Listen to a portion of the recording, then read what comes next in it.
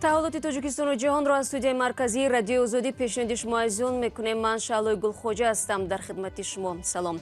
نخست مرور خواهیم داشت به سرخط موضوع برنامه امروز 10 ینور. از سنگ‌اندازی تا تیرپرانی تنشی نوبتی در مرز تاجیکستان و قرقیزستان، هر دو طرف میگویند فعلا وضع زیر نظارت است. جان و حجت‌هایشان را نجات دادند اما بی سرپناه ماندند. در ولایت مسکو منزل زیستی مهاجران تاجیک خاکستر شد. عشق دوم سبق در روسیه پیوندان آنها را در واسه تاجیکستان و خوارزم ازبکستان خویش و تبار کرد. یاردم میکردیم گریمونا مرکز زبان سیاسی میدونستن این بالا یاردم میکرد. مقامات تفتیشاتی تاجیکستان و قرقیزستان برای معین کردن عامل‌های مناقشه نو مرزی و شخصیت گناهکاران پرداختند. شب گذشته دهه سامانیان اسفره و کوکتاش بادکند باز ناآرام بود، چون گذشته طرف‌ها در سر زدن مناقشه یکدیگر را گناهکار می‌کنند. ساکنان از تکرار تنش در خواطرند. مولا رجب یوسفی تفصیلات می‌دهد.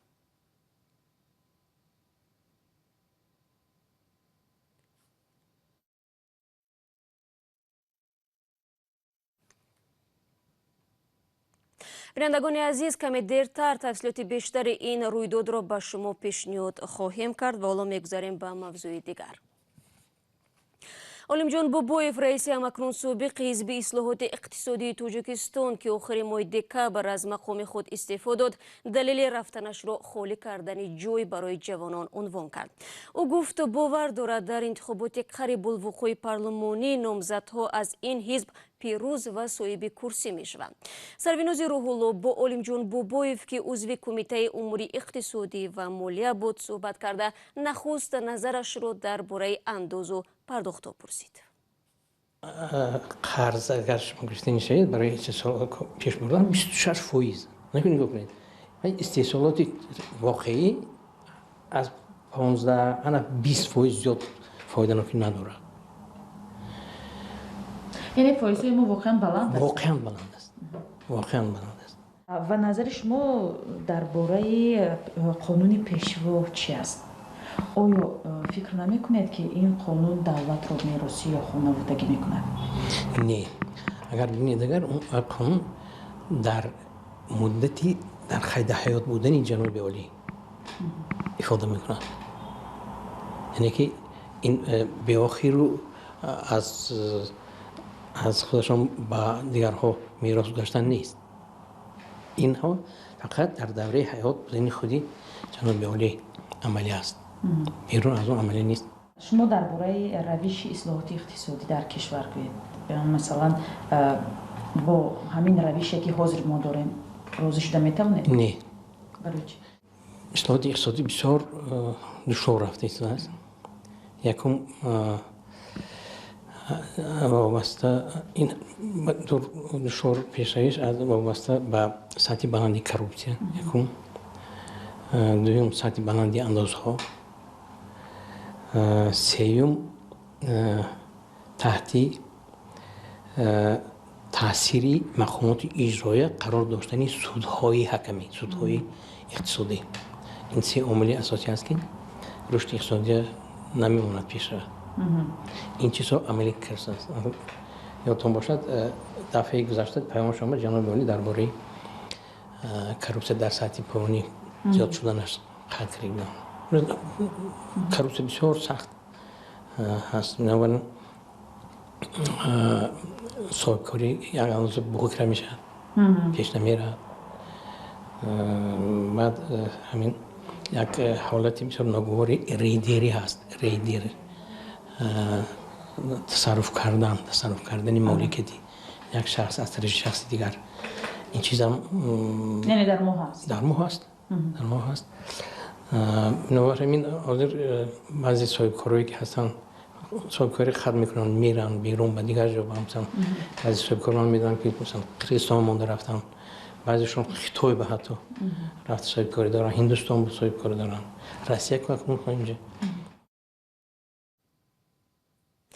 صحبت مفصل با علم جون بوبویف رو میتوانید در آزادی ویدیو تماشا کنید. خاطر نشان میکنم که کمی دیرتر ما در باره تیرپرانی در مرز تاجیکستان و قرقیزستان برای شما اطلاع خواهیم داد. حالا یک آگاهی پیشکش می شود و سپس عاید سوختار در خوابگاه مهاجران تاجیک در روسیه برای شما خواهیم گفت.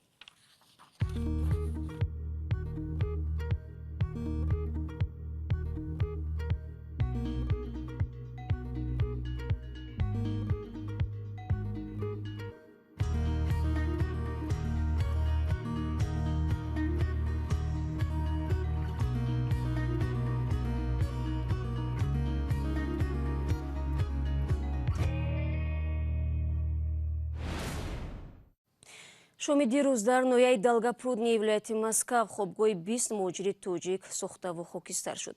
کاربران آزادی ویدیو با فرستادن نوار گفتند سوختار زمان سر زد که مهاجران در خانه بودند. همه آنها نجات یافتند. سوختار در مجموع 3 خانه را فرا گرفته، ماشین‌های آتش نشانی تقریبا در 4 ساعت علنگه را خاموش کردند.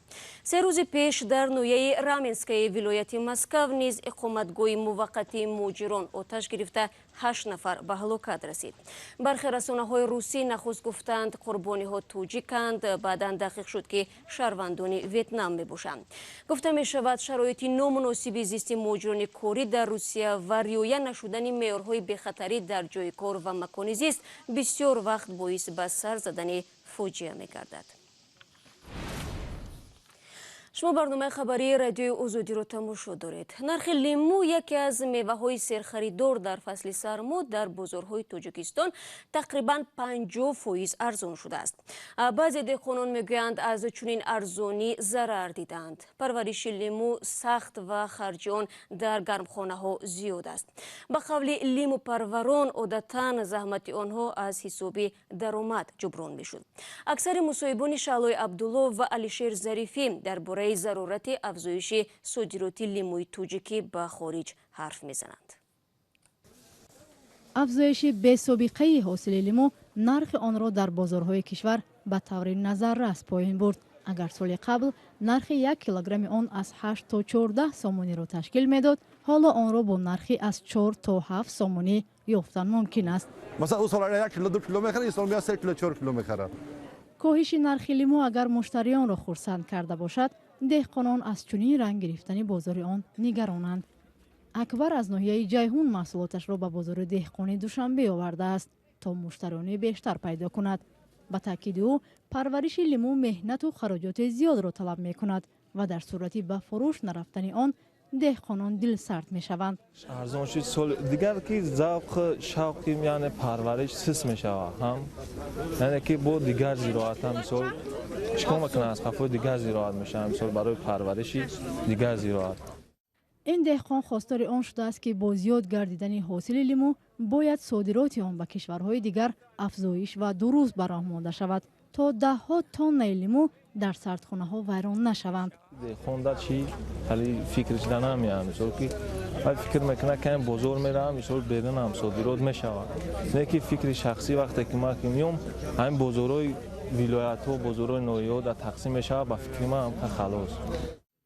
بازار دهقان از مکان‌هایی است که تاجران لیمو پروران برای فروش این میوه‌جات در اینجا جمع می‌آیند. اساساً در این مکان محصولات لیمو از مناطق دوردست کشور آورده می شود و نسبت به دیگر بازارها نرخش ارزان تر است. نسبت سالی گذشته خیلی نرخش پست کرد. لیمو پروران وضع صادرات لیمو را به خارج کشور به طور کافی نمی حسابند. غازی جان شادیف لیمو پرور از ناحیه درواز به دوشنبه آمده است و در جستجوی شریک است که محصولاتش را به خارج صادر کند. از بعضی نفری است که از سال به سال دیگر میمونه. حسابی که صادرات نیست. من دفترهای کشاورزی که هستند راستیگه با دهقانا همکاری دارند، لیکن با او همکاری که ما را با او درجه میخوره که محصولات ما را مثال به بازارهای درکاری که به صادرات نفر برای ما پیدا کنند، در همین راستیگه کمک سست‌تر است، کمتر است.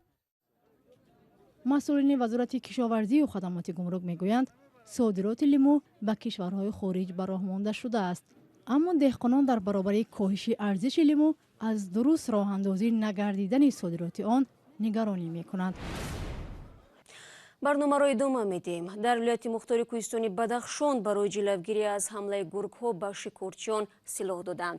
мақомоти вилоят гуфтанд то имрӯз 28 сар гург безарар гардонида шудааст. амасола дар фасли зимистон ҳодисаҳои ҳамлаи гургон ба аҳолӣ ва чорвои онҳо сабт мешавад. мақомот охири моҳи декабри соли гузашта хабар доданд ки барои шикори гургҳо як гурӯҳи вижа таъсис ёфтааст. ин гурӯҳ нирӯҳои зидди террористии альфаи кумитаи давлатии амнияти миллиро дар бар мегирад.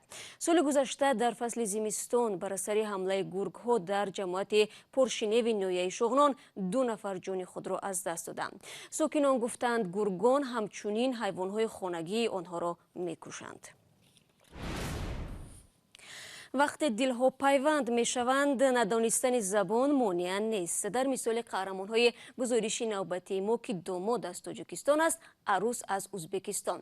аҳди садоқати ин ду ҷавон дар Русия ва дар ниҳоят издивоҷи онҳо дар ватан хонаводаҳояшонро дар ду тарафи марз бо ҳам наздик кард. маҳмудҷон раҳматзода низ дар тӯи шодӣ шарик буд ва гузориши ӯро дар тақдими Каюмарзиято тамошо мекунем. این توی مقرری است، اما با آنکه داماد و عروس از دو کشور مختلفند غیر عادی به نظر می رسد. عبدالقهار کریموفی 22 ساله از ناحیه واسع تاجیکستان عروسش اراده احمدова را از شهر خوارزم ازبکستان پیدا کرده است. فرزندم در دولت روسیه استودنت میخونه. وقتی شنیدم که دوست بین وی و همون دختر از ازبکستان دوستی پیدا شده، من با جان و دل وی را قبول کردم، با تلفن قبول کردم. زبان معاشرت در این توی روسی بود، زیرا عائله داماد زبان ازبکی را نمیدانند و عروس و خانواده‌شان هم با تاجیکی صحبت کردن نمیتوانند. آنها در دانشگاه تکنولوژی شهر سنت پترزبورگ روسیه تحصیل میکنند و محض آموزش زبان روسی سبب شناس شدن این دو جوان گردید. خواندم سال سیمش قطعی در مجموعه نده شناسیدم همون روز تا همه چقدر یک فهمی کردیم یاردم میکردیم گریمونه مرکی زبان روسی اساس میدونستم این بالا با یاردم میکرد باید با درس باید با چی مایلی همین خیلی سوسه یک گریمونه نزدیم. عروس و داماد و مهمانان را با ماشین‌های ازبکستان به واسه آوردند. در مرز هم مشکلی نداشتند. نزدیکان داماد و عروس این ازدواج فرزندانشان را ظاهرا خیلی به خوشی پذیرفتند. من فکر نمی کردم که دامادم از تاجیکستان خواهد بود، اما جوانان همسفری زندگی خود را خودشان انتخاب می کنند. دوستی بیشتر می شود، دوستی بین ملت ها، با یکدیگر رفت و آمد می کنیم.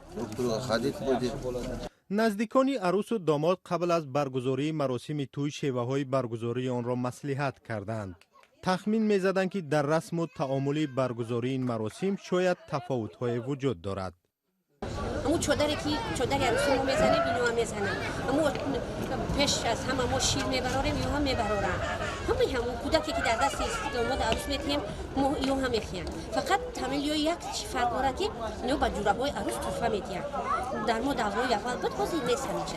پس از نرمش مناسبت‌های تاجیکستان و ازبکستان در چند سال اخیر ازدواج شهروندان این دو کشور اساساً در نواحی مرزی اتفاق می‌افتاد. زمانی سردی مناسبات حتی خانواده‌های هم بودند که داماد و عروس در دو طرف مرز مانده بودند و با هم روا کردن نمی‌توانستند. ва бино ба пажӯҳише ки аз сӯи таҳрир слушаи Таҷикистани Бонки ҷаҳонӣ таҳия ва нашр шуд, дар Тоҷикистон суръати коҳиши фақр кам шудааст ва сокинон дар соли 2019 худро бештар камбизоат эътироф карданд. муаллифон мегӯянд барои ба чунин хулоса расидан вазъи зиндагӣ ва неку аҳволии 1400 оила аз минтақаҳои Тоҷикистонро пурсиданд. бино ба арзёбии Бонки ҷаҳонӣ аз 9 миллиону 100 ҳазор аҳолии Тоҷикистон беш аз 27% камбизоатанд. бинандагони азиз, барномаи имрӯзро бо ҳамин матлаб поён мебарем. то мулоқоти баъдӣ дар ҳафтаи нав шумо метавонед шабонарӯзи хабарҳои тозаро аз вебсайти радиои Озодӣ бихонед. агар хостед гузоришҳои рӯз ва ҷолибро тамошо кунед, пас ба Озодӣ видео канали махсуси мо дар YouTube биравед. умедворам ду рӯзи истироҳати шумо хубу хотирмон мегузарад ва ман шуморо дар суҳбати навбатӣ мунтазир хоҳам буд. худо нигаҳдор.